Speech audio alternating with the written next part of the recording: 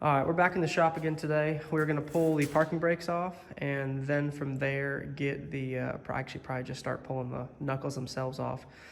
I've exhausted all of the tools that I have. I tried the slide hammer. I know it's loud. I'm not doing it anymore today. I tried the hub puller. I literally just ripped the threads out of the tool. I tried the slide hammer.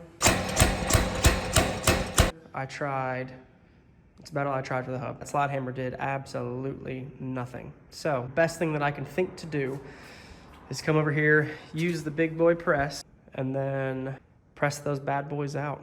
I want to compare those to what I have here in the box and see if they're the same height. Because if they're the same height, then something else on that knuckle is messed up, which means we for sure have to use these ones. But if we can get away with using those because they are the same, I would like to, because they had probably 70,000 less miles. So that's the plan of action. Get the parking brake off, get the knuckles off, try to press them out. That's the checklist for today. We'll see how far we get.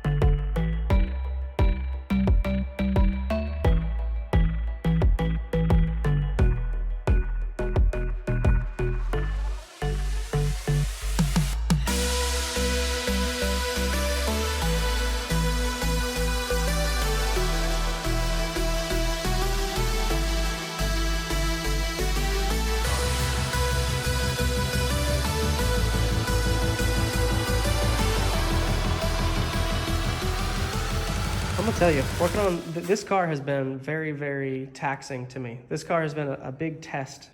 Everything I've done to the car has been overly difficult for X, Y, and Z reason, and I have had to purchase more things 3 different times as the job has kind of progressed. So this is the worst that I've had to experience of like something just like stair-stepping out as a progression goes for working on something, which is frustrating and tough to maintain like a good discipline through that process. Because like, who the fuck wants to work on something when it continuously is like, I actually don't want to be fixed. You tried and I'm still broken. Tried again and I'm broken again. Like, it's tough to just continue to push through that. Like when you work on something, you already have an unknown about what you're working on.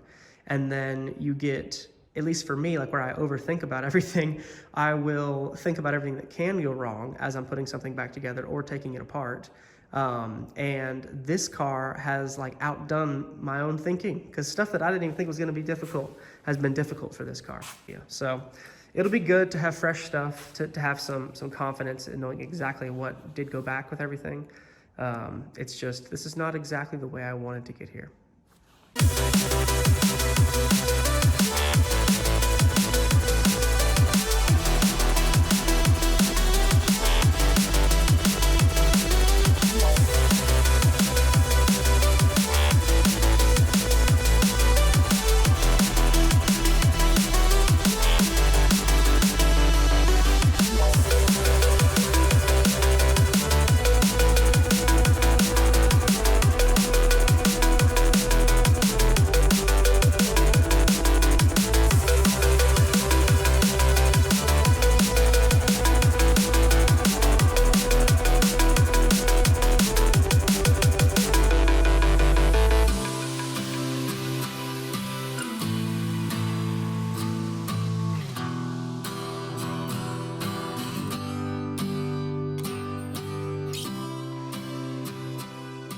The axles did not come out nearly as easy as I thought they were going to, because I had just put them in and they had fresh grease on them and they'd never seen torque or anything. I figured they would come apart relatively easy, but I have damn near broken that tool right there the same exact way that I almost broke the other one, or I did break the other one, right? Like I saw some remnants of threads on the drive tool. So that sucks. That should press that axle out really, really easy. It moved it at first, but then for some reason wouldn't move it any further, which just doesn't make... I'm stupid. I just realized that I had been bottoming out. So the other one broke because it just got wore out. This one, I started to strip it out because I was bottoming the drive tool out. Regardless of this tool being inefficient because that's not long enough, even with my little spacer there, using a hammer and a punch did get it out. Definitely some of the most challenging hubs I've ever had to try to remove. Most annoying for sure. Even more annoying than my truck's front hubs, the one that I tried to do at my old house in my gravel driveway. That one sucked and it blew up my power steering pump. This one still sucks more because this isn't moving at all. At least the pump died for a purpose.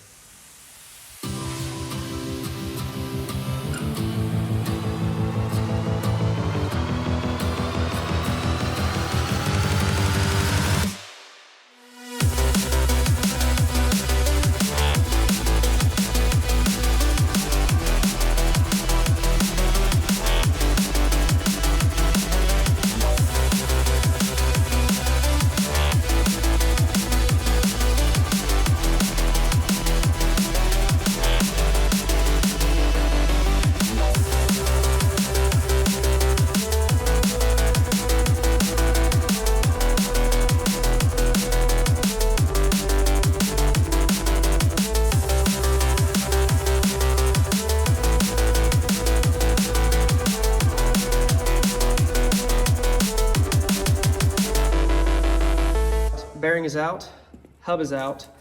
We have confirmed that these are different. You can tell that when I rested across these two, there's a gap in between that. So when I make it level, or both touching on that side, there's a little like 1/8 inch gap there, maybe a 1/4 inch. So that's definitely where our problem is. Now, with both of these out here, confirming that they're different sizes, the next plan of action would be to see which one we want to rebuild. It'd be a lot easier to put stuff into this one. And on top of that, this stuff here, like all the bushings that came with this one, have less mileage. So if these are exactly the same, then I would like to run this one instead of the one that came off of my car. I think that's the only thing I can do. But now I'm so gun shy because the fucking hubs were different, you know what I mean? What do you got? Z92385. Z62231. Could be this one though. Z72251. So they're different that way. GF9, shit, I'm not recording anything.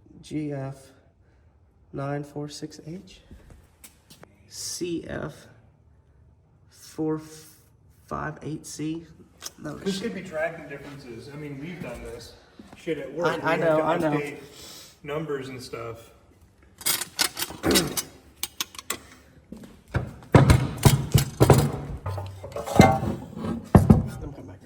Like you're doing more numbers. You know, everyone likes numbers. Oh, they marked them. I didn't have to write on them. Oh, there's a part number. Maybe. I have confirmed that the hubs are different sizes. So this is that, maybe not the 1/2 inch that I was seeing, but it's definitely longer than that one. I tried to match the part numbers on these things, and this part number here does not match the part number that came off of the car. So my only thought process with this car is an M Sport car, and maybe they have different rear knuckles for some reason. I don't know. BMW seems to be weird with their stuff like that. None of the part numbers match, and that's just, it's fucking with me, you know. What kind of place do we live in where part numbers don't work? The plan is to rebuild these because we know these go on the car and we know these look good. They have good camber. We're happy with these. So either put these back on exactly as they are, or we'll rebuild them with this. I think we have to just flip a coin because I really don't know. One's a lot more work than the other one is. After some more research, I can't find these part numbers on these parts. Or I can find them on forums and stuff, but I can't get like a definitive answer of what the difference is between them. And because I can't, my plan now is to cut these axles in half, press these axles out. This right here guarantees me the exact same setup that I had prior, and I like the setup that I had prior. So this is the plan. That's what we're gonna do. Let's take action.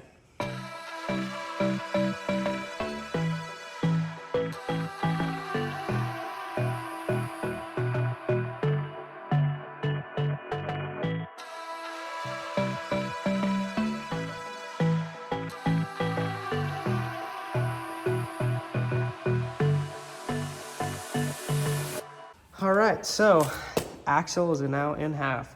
We can now put that on the press and press out that axle, little nub there.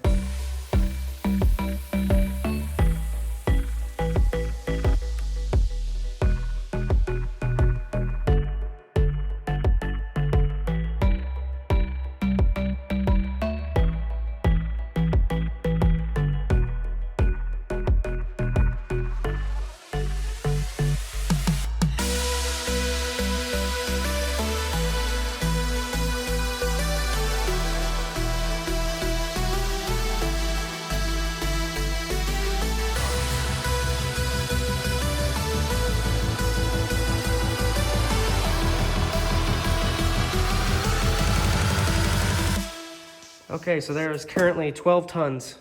See, 12 tons on this thing, and I cannot get it to jack anymore.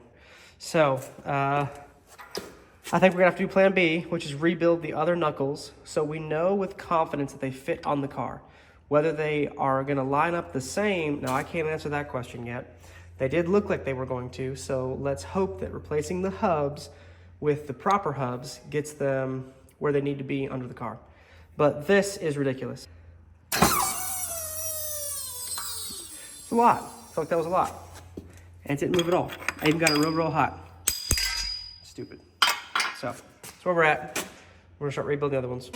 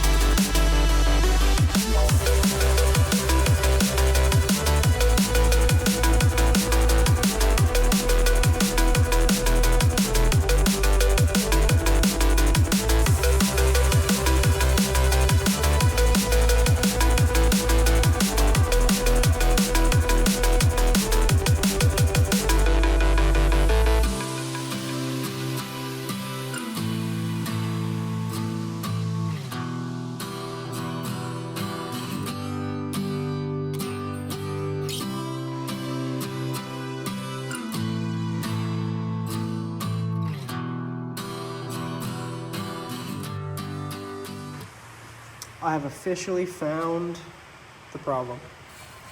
This collar right here is longer than the one on the knuckle that came off of the car. Because this is longer, it sets all of this stuff back a little bit too far. They sent me the wrong knuckles. These are not the right knuckles. At least the part number that they listed, this is an incorrect part for that part number. So this sucks. I have just rebuilt a knuckle that is not usable for my car. Awesome. Let's get this one broke back down, and then we will have 2 unusable knuckles. I'm definitely going to email those people on eBay because I feel super betrayed. But because I took them both apart, I don't think they're going to be very understanding. So I think I've just got some scrap metal that I spent too much money on, which is fine. It's just part of it. Part of learning how to do something. That, I do not know how I'm going to get that thing to come out. Honestly, like I might have to actually go and find like a machine shop here in town and see if they can do it, because I've just about done everything I know to do. So I'll give it one more good go on the press there, and then from there we'll just have to see what happens.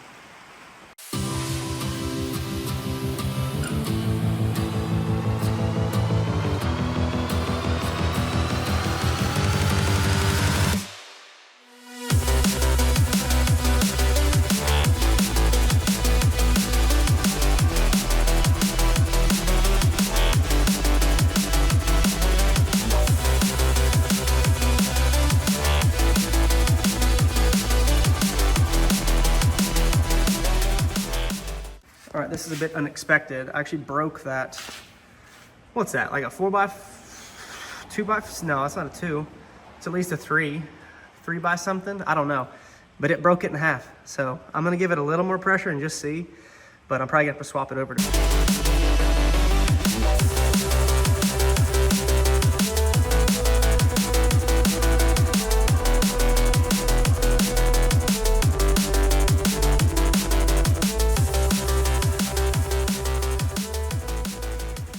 We have a much better setup this time around to try to get this out. That board down there broke in half, or piece of wood, I don't know if you call that a board. So this, I've got some plates and stuff on there to distribute the load a little bit better. I've got it balanced a lot better. I've got it centered up a lot better. So hopefully this gives us a better chance of success, but we'll see. All right, we've hit a bit of a brick wall here. So I have written down the part numbers off of both of the knuckles that came off of my car, and they do not exist on the internet. I'm gonna post on some of the BMW forums and just see if anybody else has access to different part numbers that I don't have access to, and maybe they can bring it up. But how does a part number just not exist? I have it on my car. It's gotta exist somewhere. So that's kind of an annoying thing to run into, but I digress. We're gonna do some research and figure out a new plan of attack, which is either gonna be somehow magically getting these right here to come apart and rebuild these, or finding a substitute for them online somewhere. So that's what we're trying to do. We'll get back to you whenever we have some more information.